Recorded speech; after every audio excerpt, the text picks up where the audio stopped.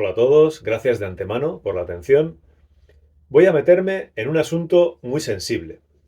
Es un tema que siempre me ha interesado y sobre el que hay bastante polémica porque, como en todo, pues se puede ver desde muchos puntos de vista diferentes. Y bueno, en este canal siempre hago hincapié en la necesidad de integrar puntos de vista diferentes. Nadie tiene razón, pero cada punto de vista siempre aporta algo interesante.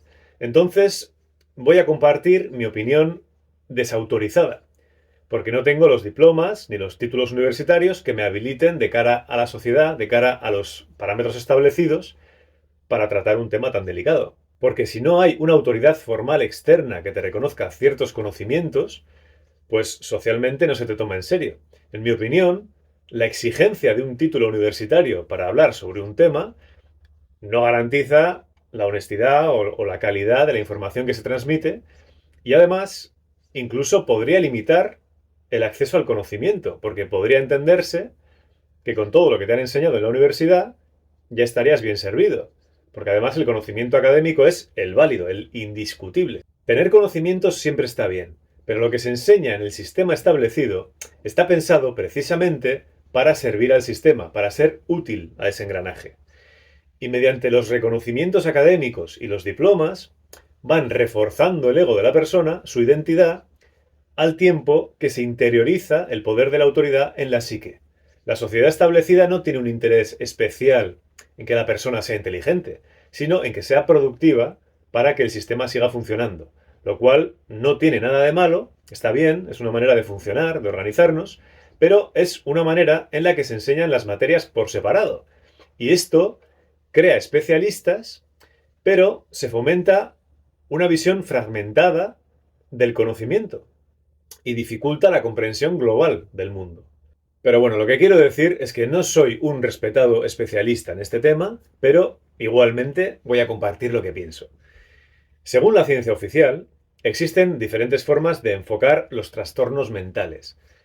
Está el enfoque biomédico, que se centra en los factores biológicos, el enfoque psicológico, que considera los conflictos internos, el enfoque sociocultural, que analiza los factores sociales y ambientales, el enfoque biopsicosocial, que integra los tres anteriores, y luego el enfoque de recuperación, que ya se centra en la capacidad de las personas para recuperarse o mejorar su calidad de vida. Cada uno de estos enfoques ofrece una perspectiva única y complementaria para comprender y abordar los trastornos mentales.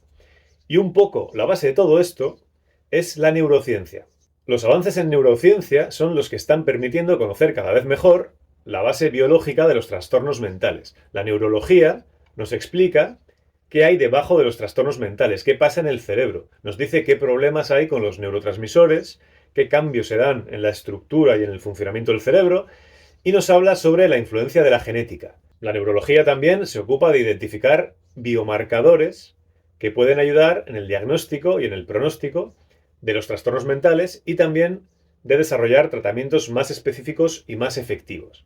Es decir, desde la ciencia oficial se comprenden y se tratan los trastornos mentales a través de la neurología y de los diferentes modelos para enfocarlos que he mencionado. Pero sucede que basarse exclusivamente en esto no soluciona ningún problema.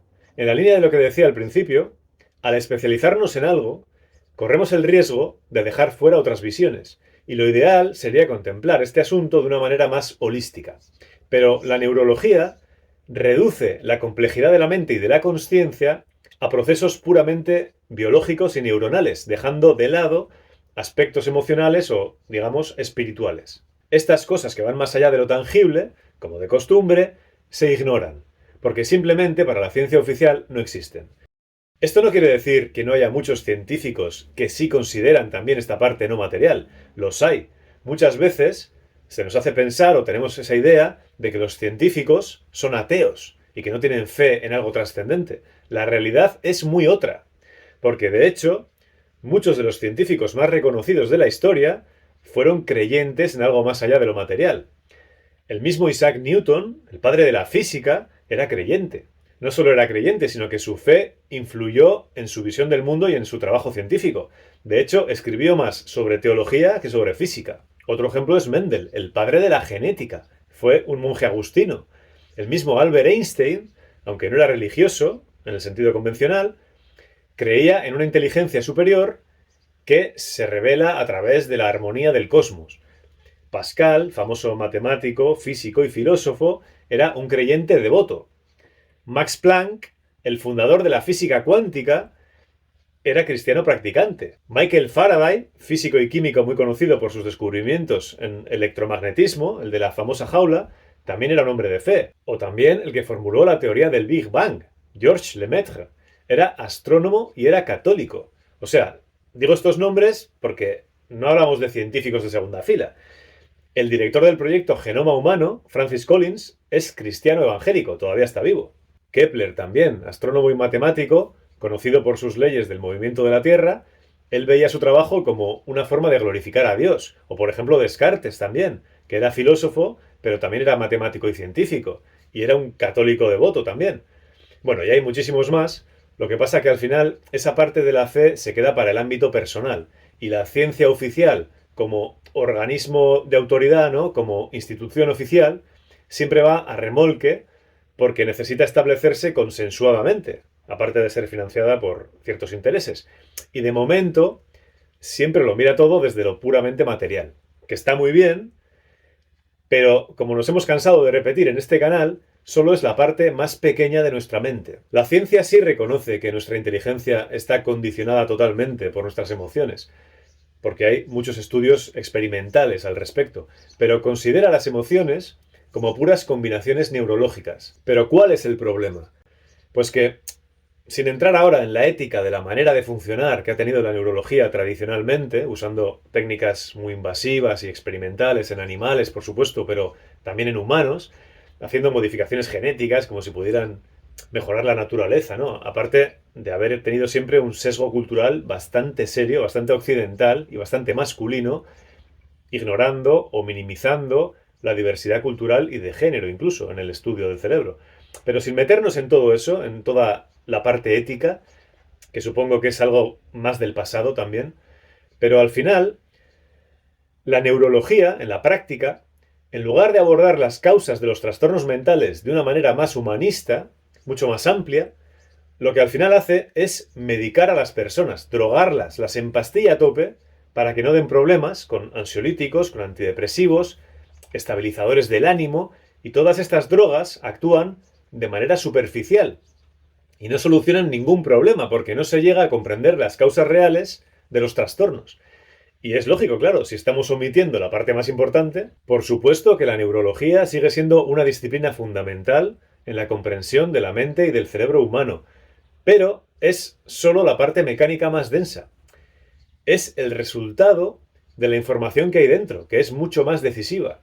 Nosotros somos paquetes de información electromagnética en diferentes estados. Hay un estado emocional del alma que no se ve con los sentidos, que es inconsciente, pero la información está ahí, real, en formas geométricas. Y el comportamiento neuronal es solamente la manifestación física de esas estructuras geométricas, simplemente porque se densifican al vibrar más lentamente.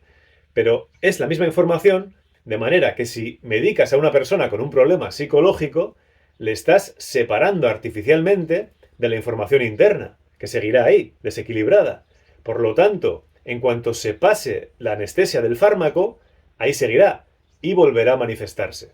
Es cierto que en la sociedad moderna actual la cosa ha cambiado mucho y las personas con trastorno mental son tratadas generalmente con más comprensión y más empatía que en el pasado. Se promueve la inclusión y la integración de estas personas en la sociedad, respetando sus derechos y dándoles acceso a tratamientos y apoyos adecuados. En el caso de los niños, hoy en día se pone mucha atención en los colegios y se implementan medidas específicas para detectar cuanto antes y apoyar a los niños con trastornos mentales para garantizar su bienestar y su desarrollo integral en el entorno escolar. Hay planes de atención individualizados y se asignan asistentes educativos especializados que adoptan actividades educativas o programas de apoyo psicológico en el ámbito escolar. Se promueve un ambiente inclusivo para que todos los niños tengan la oportunidad de alcanzar su máximo potencial.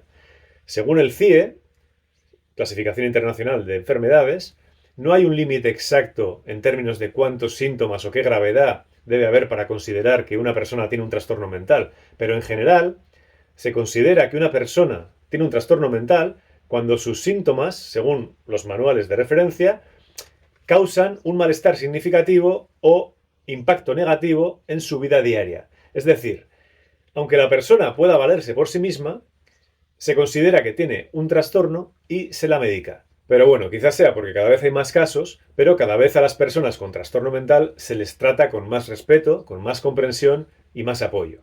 El entorno es cada vez de mayor inclusión y de más aceptación para que estas personas puedan sentirse seguras y apoyadas. Sin embargo, todavía existen estigmas y discriminación hacia las personas con trastorno mental, lo que puede dificultar su integración. En mi desautorizada opinión, sería algo beneficioso para estas personas hacer un proceso de despatologización de sus llamados trastornos mentales y empezar a mirar el asunto desde otra perspectiva. Pero eso sí, teniendo en cuenta que la despatologización no significa que debamos dejar de ofrecer servicios de salud mental a quienes los necesitan. Debe ir acompañada de apoyo y tratamiento adecuado para quienes lo requieran, incluidos los fármacos en los momentos en que la situación se haya ido de las manos o se pueda ir de las manos. Para empezar, despatologizar estos trastornos ayudaría a reducir el estigma asociado y promover una percepción más comprensiva y respetuosa hacia estas personas. Además, considerar los trastornos mentales como patologías puede llevar a violaciones de los derechos humanos, como por ejemplo el ingreso forzado en instituciones mentales y el uso no consentido de tratamientos médicos. La despatologización ayudaría a respetar la autonomía y la dignidad de los individuos. La salud mental debería entenderse desde una perspectiva de bienestar integral, en lugar de una visión estrictamente médica. Esto incluye factores sociales, culturales, económicos, ambientales, porque todo esto influye en la salud mental. Por otra parte, la patologización tiende a normalizar ciertos comportamientos y estigmatizar otros. Y se suele ignorar que las experiencias humanas son muy complejas. Hay muchísimas formas diferentes de vivir y de expresar el sufrimiento psíquico. Otro motivo para despatologizar los trastornos mentales sería la fiabilidad de los manuales de diagnósticos, como el DSM. Estos manuales, más que verdades científicas objetivas, son constructos sociales con unos valores culturales concretos y unos valores morales concretos.